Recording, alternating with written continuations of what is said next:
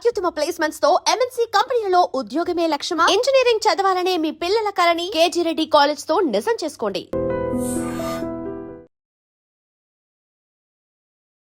నమస్తే, welcome to I dream inside politics with Kavitha. మనతో పాటుగా ఉన్నారు TPCC chief and MLC Mahesh Kumar Goud గారు. మహేష్ గారు నమస్కారం. చాలా హెక్టిక్ షెడ్యూల్స్ ఉన్నట్టున్నాయి మీకు. లోకల్ బాడీ ఎలక్షన్స్ ప్రజలు ఓటు వేయడానికి ఆసక్తిగా ఎదురు చూస్తున్నటువంటి పరిస్థితి.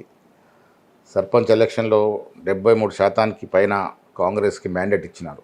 కారణం మనం ఇస్తున్నటువంటి అభివృద్ధి, సంక్షేమ ఫలాలు పరిపూర్ణంగా ప్రజలు రుచిస్తూ ఉన్నారు, ఆస్వాదిస్తూ ఉన్నారు. అది ఉచిత బస్సు మొదలుకొని మొన్న సన్నబియ్యం వరకు. సన్నబియ్య కార్యక్రమం అనేది ఒక చరిత్రాత్మక విప్లవాత్మక కార్యక్రమం ఈ దేశంలో. అక్కడి వరకు ప్రజలు దాన్ని ఆస్వాదిస్తారు కాబట్టి సర్పంచ్ ఎలక్షన్లు ఇచ్చారు. అదేవిధంగా మున్సిపల్ ఎలక్షన్లో కూడా కొంత అర్బన్ రూరల్ మిక్స్ ఉన్నప్పటికీ కూడా ప్రజలు మనకొస్తున్న సమాచారం పరిపూర్ణంగా దీంట్లో కూడా మెజారిటీ మ్యాండేట్ కాంగ్రెస్కి ఇవ్వాలన్న తపన ప్రజల్లో కనబడుతూ ఉంది. సో దాంట్లో టికెటింగ్ అనేది బాగా కాంపిటీషన్ అయిపోయింది. సో ఈ ఎక్టిక్ యాక్టివిటీ అంతా కూడా టికెట్ డెసిషన్ మేకింగ్ ఎంత ఎక్టిక్ అయిందంటే, ఇప్పుడు నిజామాబాద్ ఉదాహరణకు తీసుకుంటే నిజామాబాద్లో 60 కార్పొరేషన్ వార్డ్స్ ఉంటే మాకు 740 పై చిలుకు అప్లికేషన్లు వచ్చినాయి. అంటే ఒక వార్డుకి యావరేజ్గా 12 అప్లికేషన్స్ వచ్చాయి. సో కాంపిటీషన్ హెవీ అయింది కాబట్టి కొంచెం దీన్ని ట్రాన్స్పరెంట్గా డిసైడ్ చేయాలని, ఒకటేమో కాంగ్రెస్ పార్టీతో వారుకున్నట్టు అనుబంధం ఫస్ట్ ప్రయారిటీ, రెండవది సర్వే, ప్రజల్లో వారుకున్నటువంటి పేరు ప్రతిష్టలు, వారుకున్న పలుకుబడి, ఆ పర్టికులర్ వార్డులో ఆ వ్యక్తిపై ఉన్నటువంటి నమ్మకం, దీని మీద సర్వేలు చేస్తూ ఉన్నాం. ఇది కొంత పారదర్శకంగా ఉండాలనే ఉద్దేశంతో క్యాబినెట్ మంత్రుల్ని ఒక్కొక్క పార్లమెంట్కి ఇన్ఛార్జ్గా వేసినారు ముఖ్యమంత్రి గారు పీసీసీ తరఫున. వారితో పాటు అక్కడ జిల్లా కాంగ్రెస్ కమిటీ అధ్యక్షులు, అక్కడ ఉన్నటువంటి స్థానిక మంత్రులు, ఎమ్మెల్యేలు, కాంటెస్టెడ్ క్యాండిడేట్స్, మా ఫ్రంటల్ డిపార్ట్మెంట్ చైర్మన్ అందరూ కూర్చొని 3 పేర్లు డిసైడ్ చేస్తే అల్టిమేట్గా స్క్రీనింగ్ కమిటీ ఎవరు అక్కడ అర్హత ఉంటుందో వారికి సీట్ ఇవ్వడం జరుగుతుంది. సో ఈ యాక్టివిటీ అంతా కూడా ఆ కారణంగానే.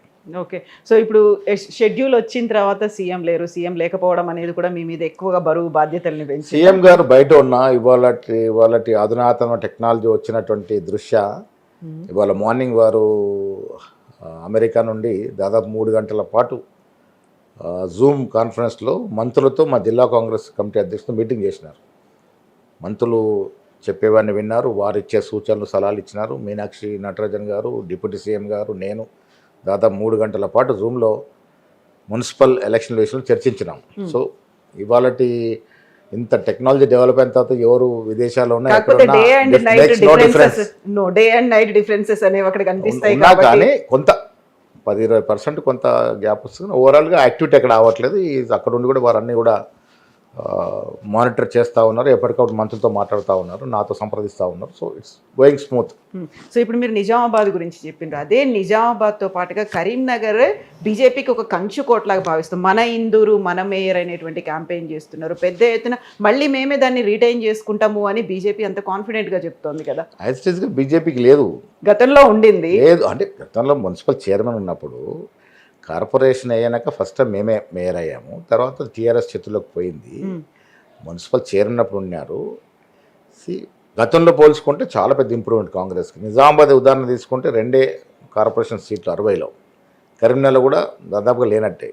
బట్ ఇవాళ పరిస్థితి మేము మేయర్ని ఫామ్ చేసే పరిస్థితికి ఎదిగినాం. కారణం ఏంటంటే జనంలో ఎప్పుడు ఏ మార్పు వస్తుందో తెలియదు. 23కు ముందు మాకు ఈ రాష్ట్రం మొత్తంలో ఉన్న మున్సిపాలిటీ ఎంత, ఇవాళ పరిస్థితి మెరుగైంది. అధికారంలోకి వచ్చాం, సర్పంచ్లు గెలిచాం, పార్లమెంట్ ఎన్నికల్లో 8 సీట్లు గెలిచాం, 3 సీట్లు అరకొర మెజార్టీతో పోయినాయి. ప్రతి అసెంబ్లీ నియోజకవర్గంలో మా ఓటు షేర్ పెరిగింది. సో ఇవాళ నిజామాబాద్ మా గట్టి నమ్మకం ఏంటంటే మనం ఇస్తున్నట్టు అభివృద్ధి, సంక్షేమం. మన ఇందూరు మన మేయరు, మేమేమంటాం, మన నిజామాబాద్ మన అభివృద్ధి. ఇప్పుడు రేపు కావాల్సింది, నేను చాలా సూటిగా చెప్తా ఉన్నాను, శ్రీరామచంద్రుడు పేరు తీసుకొని ఎన్నికలకు వస్తూ ఉన్నారు. శ్రీరామచంద్రుడైనా ఓం నమ శివాయ అని మేము కూడా రోజు పూజ చేసుకుంటాం. శివభక్తులమైనా ఆంజనేయ భక్తులైనా అమ్మవారి పూజ, అందరికీ దేవుడు సమానమే. ఒక బీజేపీ వారికి దేవుడు కాదు. వారు ఎలా దాన్ని ఓన్ చేసుకుంటారు? నేను మా నిజామాబాద్ ప్రజలకి ఒకటే ప్రశ్న, మనకు కావాల్సింది నిజామాబాద్ అభివృద్ధి. ఇవాళ నిజామాబాద్ కాంగ్రెస్ పార్టీ అధికారంలో ఉంది. మేము అధికారంలోకి వచ్చిన తర్వాత అక్కడ ఇంజనీరింగ్ 35 ఏళ్ల కళ ఇంజనీరింగ్ కళాశాల తీసుకొచ్చాం. అసలు ఊహించిన విధంగా అగ్రికల్చర్ కళాశాల తీసుకొచ్చాం. దాదాపు 650 కోట్ల రోడ్లు ఇప్పుడు జరుగుతూ ఉన్నాయి.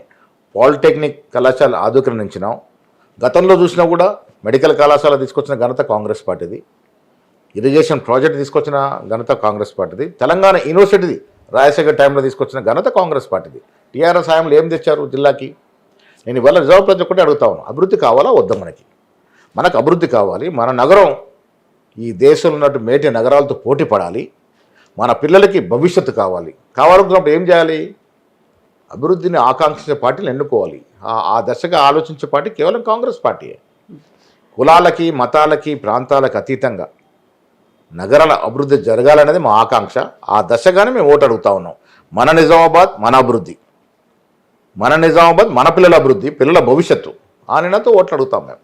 సో ఇప్పుడు